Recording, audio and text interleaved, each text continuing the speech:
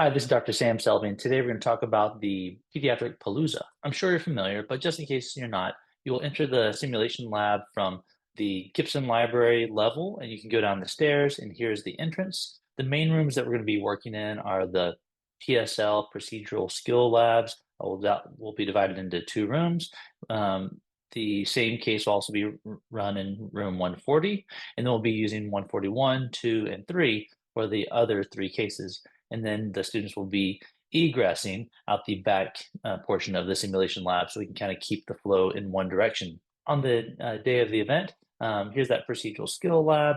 There's 140, 141, 2, and 3. And the rooms will be divided up into three stations each. So within each of these rooms, you see an A, B, C, and so on and so forth.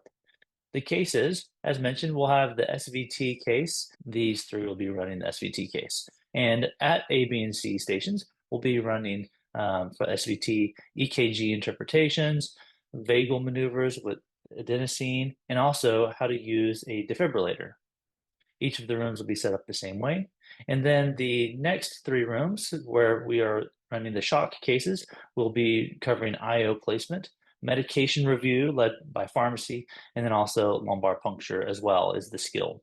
You'll notice that there is a C station out here in the hall. That's because these rooms are kind of small. So the third station will be outside. Here will be in the hallway by 140 and by 143. And then the middle two rooms will actually share a lumbar puncture station. The flow of the day is going to look like the following. We're going to have the skills portion. It's going to take about 20 minutes, where the students will have about 7 minutes at each station, just running through those skills really quickly.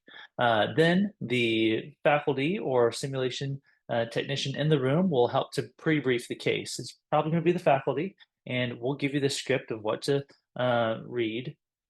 Then the case will be run over the next 15 minutes, either your shock or your SVT, and then you have about 15 minutes to debrief that case and rotate for about 5 minutes. Now, the overall day is going to start at 7:30. I'd like for you to arrive so you can get used to your room and you can actually see what all to expect. Then we'll be running the cases from 8 to noon, and I'll have lunch provided for you from noon to 12:30. Now, at the 12:30 mark, we are going to start the afternoon session. That way we can run that first hour and then stop at 1:30 because the eclipse is happening this day. So we want to stop in time to get ourselves outside and settled to watch this spectacular event that's occurring. Then after that has eclipsed and we get back in the building around 2 o'clock, we'll start going again. They'll run their second case, and then we'll have the last group come in from 3 to 5. It's going to be a little bit messy during that time, and that's okay. We'll just have to kind of roll with it so that we can actually get outside and be able to see this amazing event. Now, the objectives today for our IPE portion are one, to gain an enhanced understanding of the roles, responsibilities, and the boundaries of other healthcare professionals. Two, we're going to be acquiring skills of interprofessional communication at the clinical bedside. And three, identify interprofessional collaboration and how that can be used at the clinical bedside to address patients' needs in these scenarios. That is the IPE objectives, but each case will have its own specific objectives as well. Now, there is assigned pre-course work. I would like for you to go through the pre-course work of the things that you will be assigned to, either the shock case or the SVT case. If you're looking at the PALS algorithm, just read what I've highlighted. You don't have to read the entire document, obviously, but being familiar with the algorithms will really help you to facilitate discussion. Now, this is an interprofessional education event, IPE event.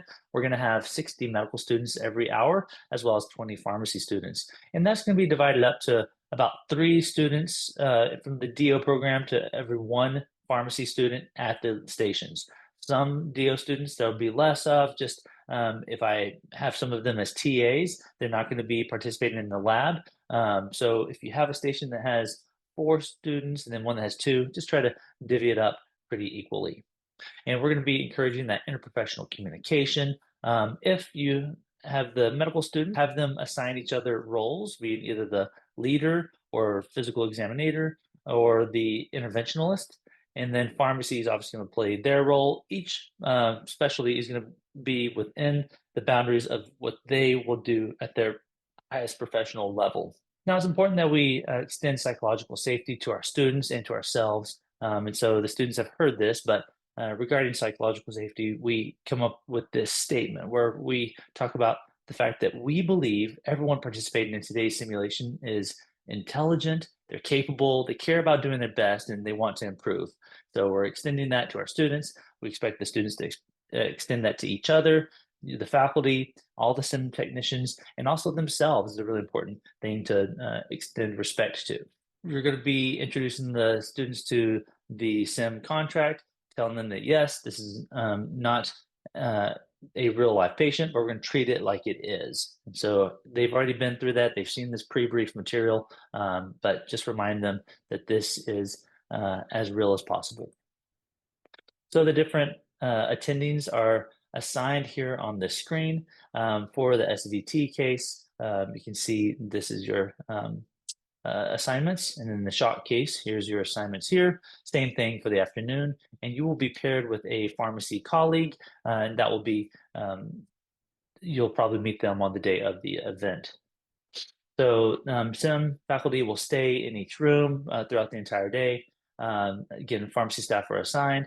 And then for each skill station, you're going to have a TA that's actually running that skill. And so you're not really going to have to be teaching the skills at the different stations. You're going to be kind of helping facilitate, answer questions if any come up. But I should have all of those answered for the TAs, and they should be ready to go for the specific skill station. So for our SVT, you're going to be helping to interpret EKGs. So specifically reminding this is where the EKG stickers go, and then showing them how to interpret normal sinus rhythm, a few important ones like VFib, and then also what SVT looks like. So no P waves, very regular, and things like that.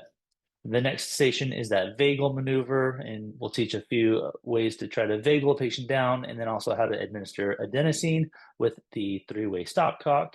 And then the last station is going to be using the defibrillator, where a lot of caution needs to be used because these are actually live machines and students can receive shock. Obviously, you're going to go through the pre-brief. You're going to be giving them a quick amount of pre-brief information. So just read through this a few times so that way it kind of rolls off the tongue well. And then here is the scenario for the students. There's an overall kind of scenario synopsis for you here that kind of tells you everything that's going to happen, but don't read that to the students. You don't have to actually read all the learning objectives to the students either. It's the page that we showed you before, that pre-brief information plus the scenario, and then you will get into the case after that. The second case is going to be our pediatric shock patient, and those skills are going to be placing an IO and recognizing shock.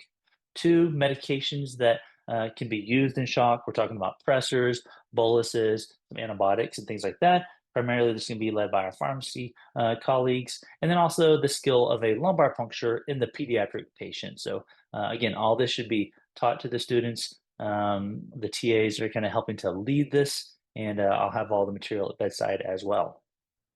Again, you've got your learning objectives and your scenario synopsis. Don't read that to the students. At the end of the 15 minutes of that case, you're going to kind of see when it wraps up. Hopefully everybody is able to wrap up within 15 minutes, and you'll do your debriefing time. So this is an important time to kind of slow down and pause. Ask the students what kind of emotions they felt. Did they feel stressed or anxious? Ask them if they felt prepared to handle the scenario. You're kind of trying to tease out some of the information from the students. This is not really where you're going to be giving a lot of lecturing. You want to just field questions. What did you think about this? What went well? What didn't go well? What would you like to improve? How did you communicate? Was there a clear leader? All the things like that, so that you can kind of help facilitate the students thinking about their performance. If they want to go back and study shock in depth, they can go back to the material that we provided for them. But you're trying to really encourage them to think through how they worked as a collaborative team during this case.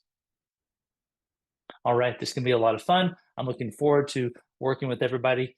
If you're needing to find out where to park, reminder here is the Gibson Library. It's on that bottom floor below the library is where the simulation center is located. There's a couple of different parking lots. There's a parking garage here that obviously faculty and staff have access to. If you drive past that, there is a parking lot down here where you can park in a few spots. Or if you're coming in off of Camp Bowie in Montgomery, you'll see this really nice MET building right before it. You can turn in, and there's a parking lot right here. It's just a short walk across to the Gibson Library, and it should be a nice day. So that's another place where you can find some parking. If you have any questions, reach out to me. Look forward to seeing you all soon.